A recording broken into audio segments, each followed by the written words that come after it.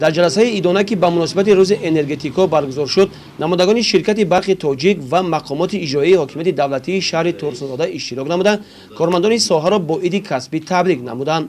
قید کردند که ساحه انرژتیک مملکت یکی از ساحه‌های مهم خوجگی خلق کشور بوده به استقلال انرژتیک رسیدن یکی از هدف‌های استراتژی حکومت جمهوری تاجیکستان به حساب می‌رود.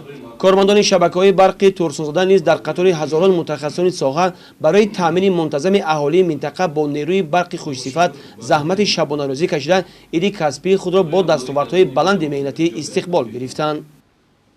با تشبث پیشوای ملت زحمت شبانه‌روزی پیشوای ملت به سیستم انرژتیک نظر جدی دادند و امروز در قلمرو جمهوری تاجیکستان نسبت به انرژتیک خیلی پیشرفته شده است.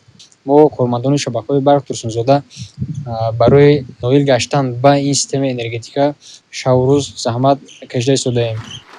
جمع‌آوری سریع مبلغ استفاده قوه برق از اهالی و تشکیلات کارخانه‌ها یکی از وظیفه‌های مهم کارمندان ساحه به حساب می‌رود. سال جاری ناظران فروش برق شبکه‌های برق ترسانزاده توانستند نسبت همین دوره سال گذشته جمع‌آوری حق استفاده قوه برق را به 15-20% زیادتر تامین نمایند.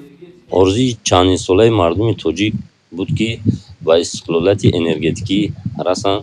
این با کوشش‌های همه‌جانبه پیشروی معظم ملت با این آرزوها رسیدیم. در برابر این قدر غمخوری‌های سرور دولت ما نیز کوشش میکنیم که در این ساحه سهم خود را گذاشته و در ساحه انرژتیک یک ذره باشد خدمت خود را رسانیم.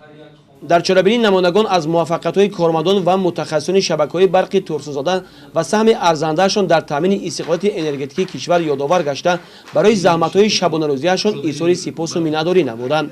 با کارمندان سابقه‌دار و متخصصان ورزیده تحفه و افتخارنامه‌های رهبری شرکت برق تاجیک، شبکه‌های برق ترسانزاده و کمیته اجرایی حزب خلقی دموکراتیک تاجیکستان در شهر ترسانزاده سپرده شد.